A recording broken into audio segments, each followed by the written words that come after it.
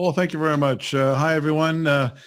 Just wanted to give you a bit of an update, but before I do that, I just wanted to remind you that as we go into the summer months and we become a bit more stable, we will be having these media conferences on a weekly basis. Now we have them on Mondays and Thursdays. We'll have them every Monday.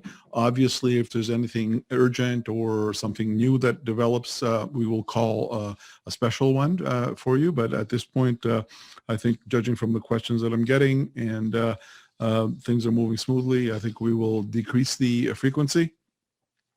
So that's just a reminder. I know that we sent out a media alert this morning in that regard, but I just wanted to ensure that you got it. So in terms of our numbers, again, today we're looking at lower numbers, provincially 447 increase. Again, most of them were in the GTA area. Ottawa had 28.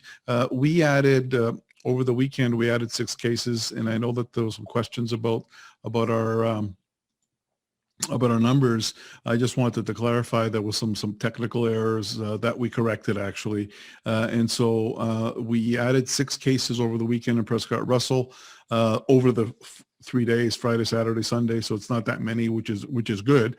And so in terms of our change, you could see that, and then we basically added 3 more active cases because to our total, because we removed a couple. So anyway, now this is correct. So now we have 14 active cases in our area. We have 2 hospitalized, 1 in the ICU.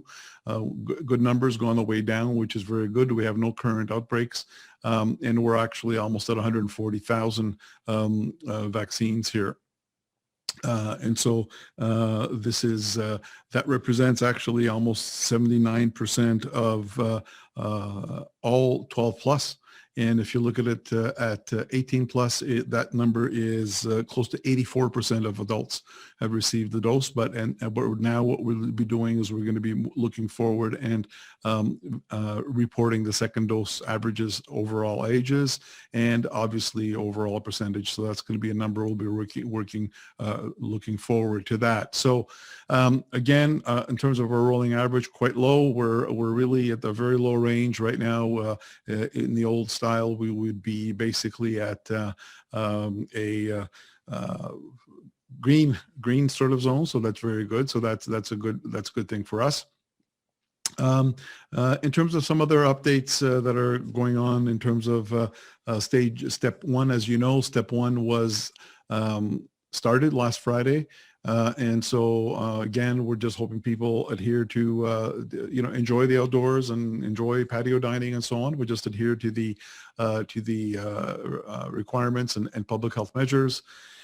If all goes well, in 2 weeks' time from this Friday, we'll go into step 2, which will have a more expanded outdoor gatherings and so on, and then we go into step 3, which will be towards the end of July and into August, and even more so openings after that. So that's very good, and so all that really depends on us obviously being able to continue respecting the public health measures, masking and so on, but also it's also important that we continue getting vaccinated. So on the vaccination front, as I alluded to before, a couple of things that are new. Obviously, we over the weekend we were given our allocations. We're getting much more allocations into the next couple of weeks, and consequently we had multiple clinics organized for the next 2 weeks. But in addition to that, I want to announce that we've now, between June 20th and June 28th, we've added 7 more clinics.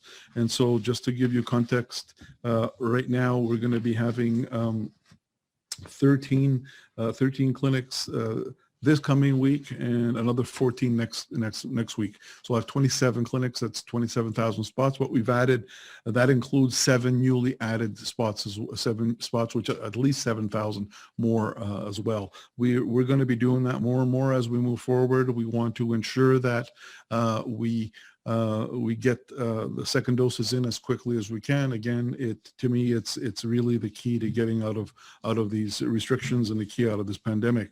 So that's quite important. A few other things, again, you've heard over the weekend, AstraZeneca is going to be now between 8 and 12 weeks second dose, and the optimal is 12 weeks. But again, we got a balance between getting shots into the arms second dose to be able to optimally cover, particularly for the Delta variant.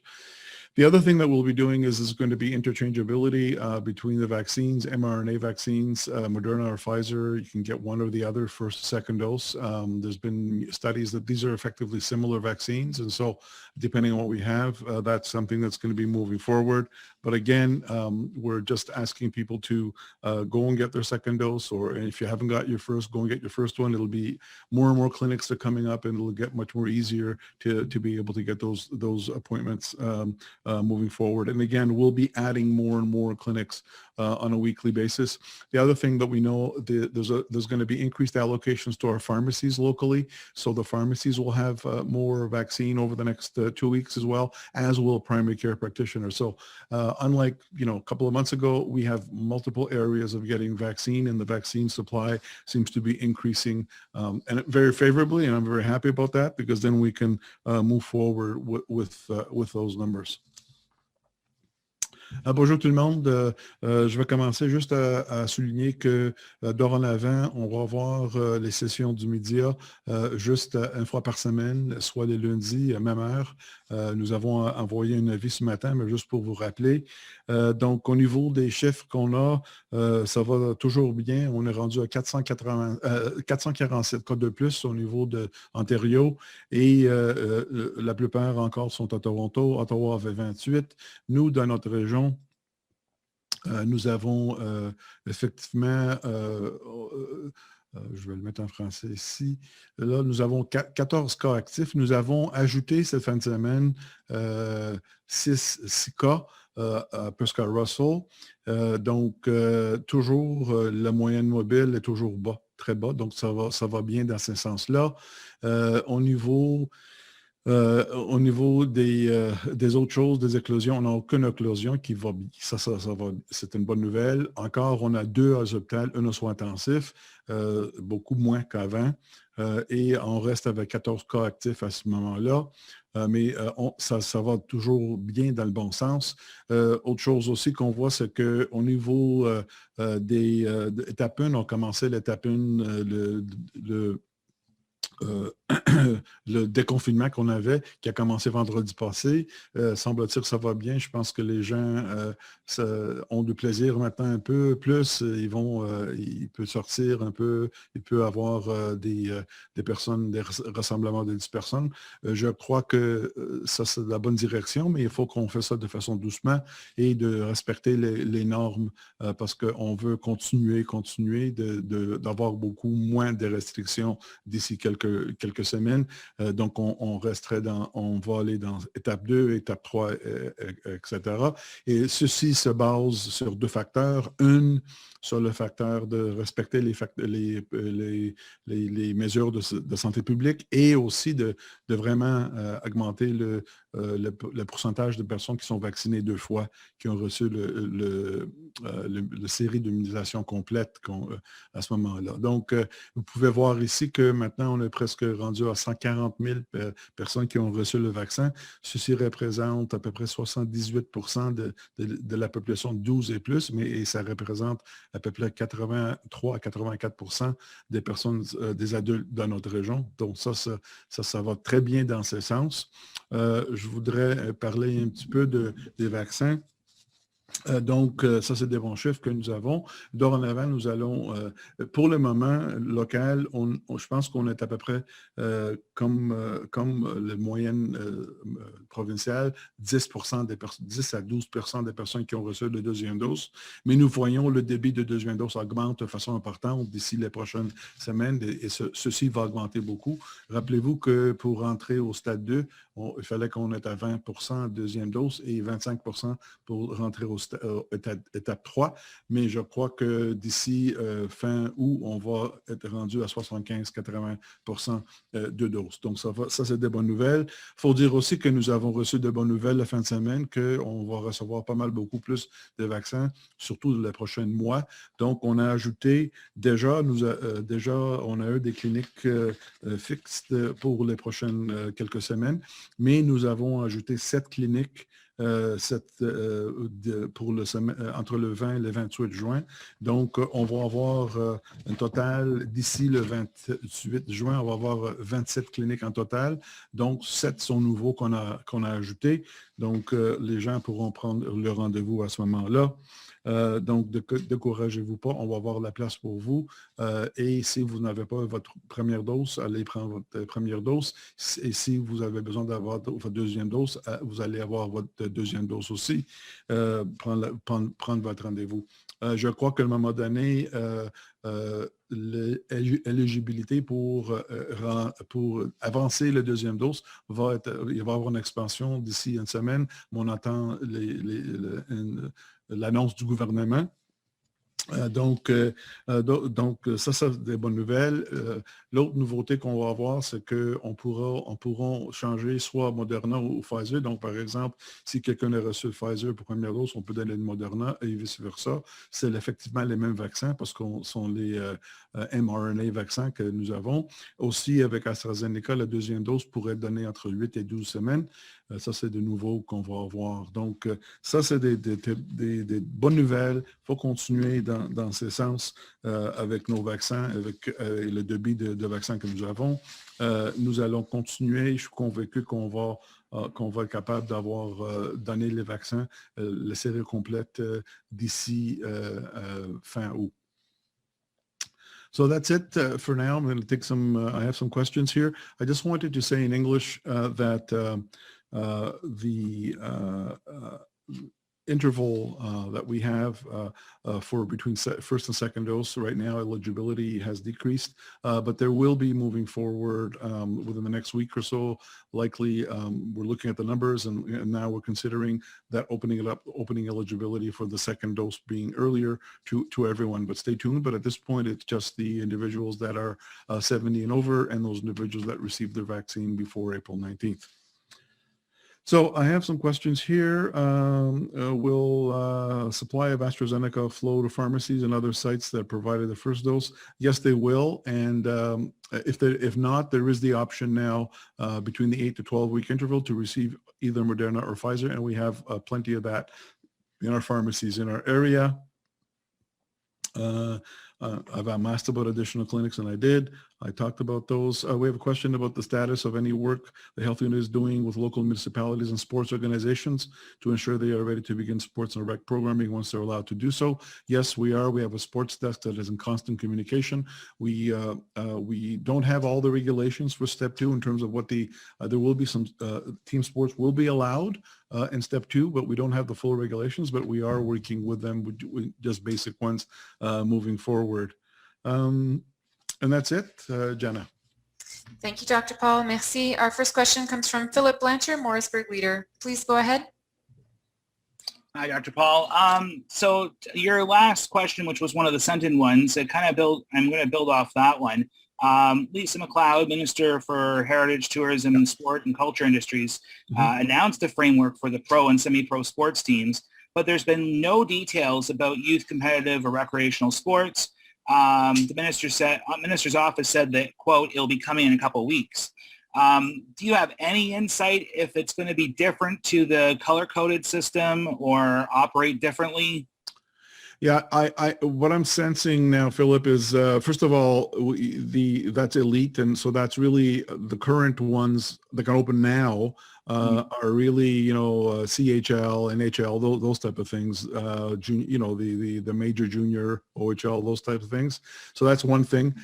Yes, I am anticipating that there will be some guidance documents in terms of physical distancing and so on, with sports, because don't forget there's going to be 2 steps, Philip. One is going to be outdoor sports, so the team sports will be allowed. I do suspect that they might start with a bit of cohorting and those type of things initially, and then loosen those as we get into the fall months. So that's for outdoor sports, and we're still waiting for the regulations. Our team is eager to see the regulations, but we're working on some presumptions.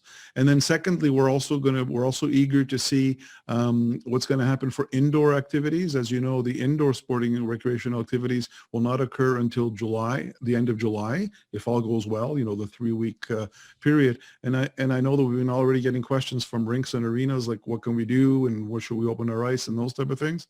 So we're anxious to get those as well. Either they will say we'll do 10-person initially as we did outdoors, like you just can do training, 10 people on the ice, or they might go to full games. I'm not sure. And so I'm anxious to get some of those regulations out, see the regulations and see more details, but they're not available yet. Okay, thank you. And the second one, it's about the variants of concern screening. Yeah. The province's screening for Delta variant doesn't seem to be very robust. No. Or detailed. Is there a reason for this? Is it more complicated, or is it? Yeah, it's a bit more complicated. It's a different type of mutation. So what they do right now is there's an inference. So what they do is they take they do a screen for mutations, and then they do what's called a whole genome sequencing. And then the ones that don't fulfill, they can't find with whole genome sequencing, WGS, they assume are the Delta. They're working on trying to do the whole genome sequencing, but they're not there yet. So for example, in our area, if you look at our VOCs, 100% of them are identifiable. So at this point, we don't have any Delta in our area, whereas we had one case a couple of weeks ago.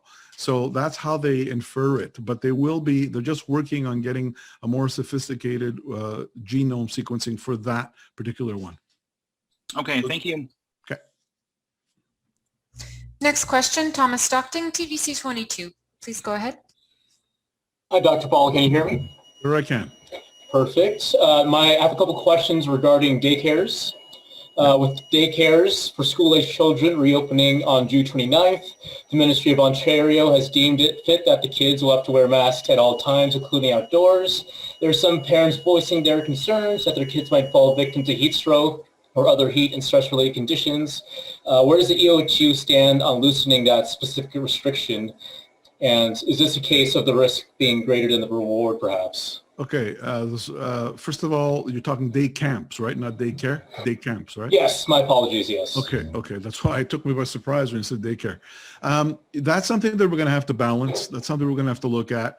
Obviously, I'm more concerned in the younger kids who are not vaccinated. We're going to have to balance that and work with our camps at the local level and be logical about it. Obviously, if you're going out and it's very hot with a mask and you're doing activities, we'll work with each individual camp to be able to see what we can do. Otherwise, we don't want people to collapse, with that, obviously. So we're going to keep that in mind. And as a pediatrician yourself, Dr. Paul, what advice can you offer to the parents to prepare for their kids for the summer that's coming up ahead?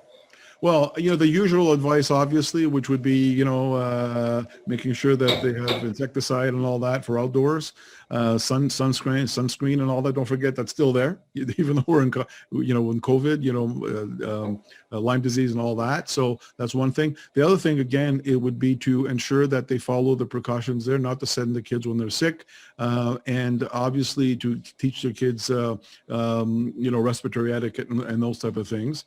There will be, like I said, with the guidance, there's cohorts that are going to be in groups. I would also recommend tell the kids stay within the group, don't go beyond, and those type of things. That's really what we'll be telling them. It's what we told them last year. Not much changes. And just out of curiosity, asking for a friend actually, when are daycares? What's the plan for those in the upcoming months? Daycares are opened, Yep. as you know, they're opened, and there's nothing else in that regard. There's nothing special happening with them. They're opened. Okay, perfect. All right, thank you. Thanks. Next question, Bill Kingston, Cornwall Newswatch. Please go ahead. Good afternoon, Dr. Paul. Hey, Bill. You talked about drugstores. You said that allocations are going to be ramped up for drugstores. Last week, you said there was about 40 local drugstores in the EOHU area giving shots, about 4,000 doses weekly, half Pfizer, half Moderna. given that the allocations are increasing, are they just keeping it at the 40 drugstores? No, they're keeping it at that. They're keeping it at that, but they're increasing their allocations. Okay, so it'll be the same 40. Yeah, because we reached out to all of them, and those are the ones that wanted to have it, and we're able to have cold chain and so on. So those are the usual ones that they have. There doesn't seem to be. It's the same pharmacies, bigger allocations. Let's put it this way. My second question, you said 13 clinics coming up this week, 14 the following week, and then you said there are 7 additional. So does that mean That includes 7 additional ones. That includes 7 additional ones. Yeah. Initially, we had about 20. Now we have 27 over the 2-week period. Okay, perfect. Yeah. And my final question was about the first and second doses. I noticed that you've added the percentage in each age group of what their dose. Your sister health unit, Leeds in Grenville, actually has the raw numbers of the number of people that have received first and second doses. We're going to release those as well. It's just that our epi was off this week, so we're getting those as well, and we'll have percentage and numbers for both. Okay, perfect. Thank you very much. No problem. Next question. Prochaine question, Denis Babin, Radio-Canada. C'est à vous. Bonjour, Dr. Paul. Bonjour, Denis. Vous venez d'en parler, la province a dévoilé un cadre de retour au jeu là, pour le sport professionnel. Parlez-moi justement de la pratique sportive pour les jeunes. Quand doit-on s'attendre justement à un plan de retour pour le sport jeunesse? OK. Premièrement, actuellement, on pourra avoir l'entraînement pour le sport de jeunesse, l'extérieur seulement. L'étape 2, qui va commencer, je pense, dans 2 semaines, là, de vendredi, si tout va bien. À ce moment-là, on pourra avoir des jeux, on pourra des parties en équipe, pour soit soccer, football, tout qui est à l'extérieur. À ce moment-là, il y aurait des précautions à suivre. Et finalement, avec l'étape 3, qui va commencer, je pense, si tout va bien, ça va aller, je pense, le 25 ou le 23 juillet. À ce moment-là, les sports à l'intérieur, soit hockey, etc., qui se jouent à l'intérieur pourront recommencer. On n'est pas sûr encore les régulations, en effet, les règlements, soit qu'on va commencer à l'intérieur, disons qu'on va avoir la capacité d'avoir 10 joueurs sur la glace afin de s'entraîner, ou qu'on va commencer tout de suite avec les parties, les jeux ensemble. On n'est pas sûr encore, mais c'est sûr et certain que les sports récréatifs à l'intérieur vont commencer plus tard que ceux-là à l'extérieur. Est-ce qu'on peut s'attendre justement à ce qu'il y ait des écoles de hockey, par exemple, cet été, ou c'est un peu trop? Il faut avoir des écoles de hockey qui vont commencer fin juillet, étape 3. Oui. Merci beaucoup. Pas de problème. Next question, Natasha Wood, Nation Valley News. Please go ahead. Hi, Dr. Ball. Hi, Natasha. So I've been reading about the Delta variant and the recent more apocalyptic symptom, which is mucormycosis, affectionately named the black fungus. Yeah. Is that possible? Is it possible that could come to Canada and be a factor? That is very rare. Mucormycosis, has to do with weather and humidity and living conditions, and I doubt very much that we'll have that in Canada. That's that is a secondary infection, probably not only because the COVID weakens the immune system, but also because they're treating it with steroids as well, that further weakens the immune system. I doubt very much that we're going to get that in Canada. Okay, that's really good news. Thank you so much. No problem. Do those joining by phone have questions? Press star 6 to unmute. Ceux qui se joignent par téléphone ont-ils des questions? Appuyez les touches étoile 6 pour désactiver le mode silencieux. Those are all the questions for today, Dr. Paul. Thank you very much, everyone.